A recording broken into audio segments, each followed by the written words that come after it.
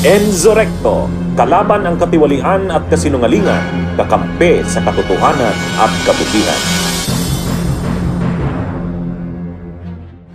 Ano na nga ba ang nangyayari sa kulturang Pilipino? Panay kabastusan na ang lumalabas sa mga bibig ng ating lingkod bayan. Noong nakaraang mga araw ay may mga bastos na tumatakbo sa halalan. Ngayon, pinagpapaliwanag na rin ng COMELEC si Representative Ruel Peter Gonzaga ng 2nd District ng Davao de Oro dahil sa umano'y malalaswang pahayag nito sa kanyang campaign rally kamakailan. Buhaton ang lalaki na gipangutana niya, kaya ba buhaton sa mga babae? Kaya, mas kuyaw maging siguro ang mga babae sa mga lalaki. Ang mga lalaki, maayo kayo ng mukiyon. Kamu bang mga babae, maayo pa po ba mamukiyon? O mas maayo pa mo sa mga lalaki? Oo. O ng mga pangutana na gikinahanglan tubagon ninyo. Kano man, muingon na yun mo sa mga babae, sa mga lalaki. Di na tinuod karon. Di na yun na tinuod. Kaya kasagaran sa babae, mupili na asa man ko siya ilalog po sa taas pa mo. Pero sultihan ta mo. Sinena ta mo sa 14 anyos na nga byuda. Sigurado ko napilot na ng iya. Sukol magagagawin din eh. Ihatag na kagagawad ang gilyesa, pero gusto na ko sa lips. Sige na. 1, 2, 3. Kaningot magawan.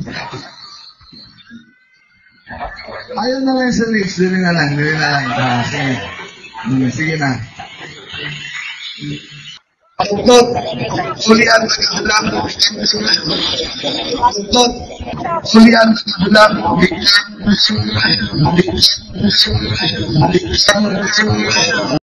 Hapon ng mga alas 3, natanggap ng aming local COMELEC yung po mismo naging kasagutan, whether bakit doon pinadala, doon pinaresibo, bakit hindi sa main, it doesn't matter anymore. Well, ang importante, sumagot siya.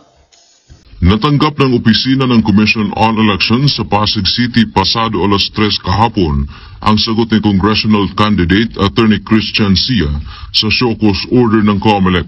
Kaugnay ito sa kanyang single mom joke sa isang campaign sortie. Sabi ni Attorney Sia, hindi nito layo na i-discriminate, maliitin o iharas ang mga babaeng solo parent o kaya ay pagkaitan sila ng karapatan at kalayaan. Ang kampanya ay paraan anya nito ng pakikipag-usap sa kanyang mga nasasakupan at bagamat ang kanyang mga salita ay tila nakakasakit o matapang, sakop o bahagi anya ito ng kanyang freedom of speech o kalayaan sa pananalita. Ayon naman kay COMELEC Chairman George Erwin Garcia, inaasahan na nila na ganun ang magiging sagot ni Sia. Pero paliwanag ng COMELEC, hindi absolute o ganap ang kalayaang ito kundi may limitasyon. Hindi lahat ng karapatan, kahit po sa pamamahayag, kahit sa pagsasalita, kahit sa pag-iisip, kahit sa pananampalataya ay absolute. Lalo na kung ito ay makakasakit din sa karapatan ng iba at mas nakararami. Dagdag pa ni Garcia, alam ng kanilang Task Force SAFE ang gagawin pagkatapos na matanggap ang kasagutan. Tama ba yung kanyang sagot? Kontento ba ang task force sa kanyang sagot? At ano ang susunod na hakbang ng task force namin? Kalimutan na lang ba ang nangyari? Total, nag-apologize na, nag-sorry na, at may sagot na naman? O magpapail ba kami ng formal na kaso? Pinagpaliwanag na rin ng Supreme Court sa Attorney Sia sa loob ng 10 araw kung bakit hindi siya dapat patawan ng disciplinary action dahil sa kanyang single mom joke. Isang formal na reklamo ang natanggap ng Korte Suprema na humihiling na imbestigahan si Sia dahil may kapangyarihan ang SC na disiplinahin ang isang abogado bunsod sa maling asal nito. The Supreme Court ordered Attorney Sia to show cause within a non-extendable period of 10 days from receipt of notice, while no disciplinary action should be taken against him. Samantala, isa namang incumbent congressman sa 2nd District ng Davao de Oro na si Ruel Peter Gonzaga ang inisyuhan din ng show cause order ng komisyon. Pinagpaliwanag ito ng COMELEC dahil sa mga bastos at mahahalay na pahayag. Mga paggamit ng mga salitang hindi naman po nararapat sa entablado o nararapat sa harapan ng napakadaming tao. Maaari pong natutuwa yung iba, inuulit ko, pero hindi naman po natutuwa ang karamihan. 3 araw din ang ibinigay ng COMELEC kay Gonzaga para magpaliwanag hinggil sa kanyang naging mga aksyon at kung bakit hindi siya dapat kasuhan ng election offense at disqualification. Nagbabala ang COMELEC na nakamonitor sila ngayon sa lahat ng social media platform at maaari silang umaksyon sa mga issue ng foul language sa kampanya kahit wala pang magrereklamo. Tiniyak naman ng COMELEC seryoso sila at mayroon silang sasampulan sa mga susunod na araw na mahaharap sa formal na reklamo o kaso. Naghain si Representative Arlene Broses ng House Bill No. 11498 o Bawal Bastos sa Eleksyon Bill, na layong i-disqualify ang mga kandidato na gumagamit ng misogynistic o discriminatory language sa kanilang kampanya. Ang mga bastos at mapanghamak na pananalita laban sa kababaihan ay hindi dapat maging kalakaran sa ating politika. Dapat may pananagutan ang mga kandidatong gumagamit ng plataporma upang magpalaganap ng diskriminasyon, lalo na sa kababaihan at LGBTQ, ayon kay Representative Broses. Ngayon ay nag-file na tayo ng House Bill 11498, an act including misogynistic and discriminatory remarks and acts in the grounds for disqualification of candidates in local and national elections, amending for this purpose Section 68 and 261 of the Omnibus Election Code of the Philippines.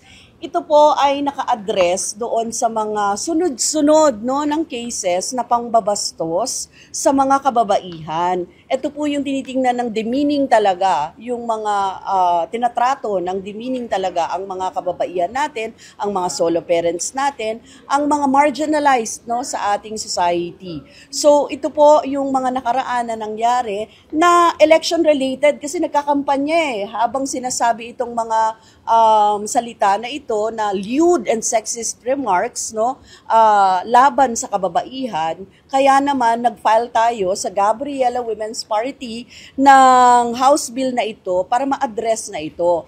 Ang particular natin gusto talagang gawin ay mag-add ng section. Yung section na kung saan very precise and very specific na sinasabi na kapag merong mga ganitong actuations, public degradation, ridicule, and harassment of women and members of the LGBTQIA community, any person who makes a remark or commit a behavior that directly or indirectly degrades, ridicule, harass, or diminishes the dignity of women and members of the LGBTQIA community during campaign-related public engagements such as assemblies, sorties, interviews, press conferences, public release and dissemination of print and online materials, among other related forms within the campaign period. Yun po yung gusto nating i-disqualify sila dahil sa mga ginagawa nilang ganito. Hindi na natin papayagan to kasi alam nyo, matagal na talaga, during campaign period talaga, palaging nakaka-encounter tayo ng ganito. Pero walang nagiging response, halimbawa sa COMELEC, if file mo, mag-complain ka, pero wala namang sanction, wala namang nangyari, So, kailangan po talaga mag-enforce ng mga measures ang COMELEC, lalong-lalo na sa usapin ng disqualification ng mga bastos, na tumatakbo sa ating kandidato o gustong mag-public service sa ating mga mamamayan. Kasi alam naman natin na ang public service is a public trust, diba? So, dapat talaga sumang-ayon sa para sa karapatan ng dignidad ng kababaihan yung mga kandidato na ito. Ay, itong biro lang dapat. Yun na nga, inilalagay kasi doon na parang normalization yung pagbibiro, 'di ba? Parang normalization ng kultura ng pambabastos na itinatago sa biro. So mali talaga 'yon. Hindi natin dapat payagan na sinasabi na porke biro lang ay okay na. Hindi totoo 'yon kasi sinabi ko nga parang kahit sabihin mong biro yon, sa totoo lang, marami pa ring mga masasaktan, no, na mga kababaihan, mga kababayan natin na subject ng ridicule na iyon. Bunyog, bunyog, halikan na kasama ka. Bunyog, kapag buklod ay may pag-asa. Luzon, Visayas, Mindanao, isa ang pananaw. Sa bagong Pilipinas ang bunyog isisigaw. Bunyog,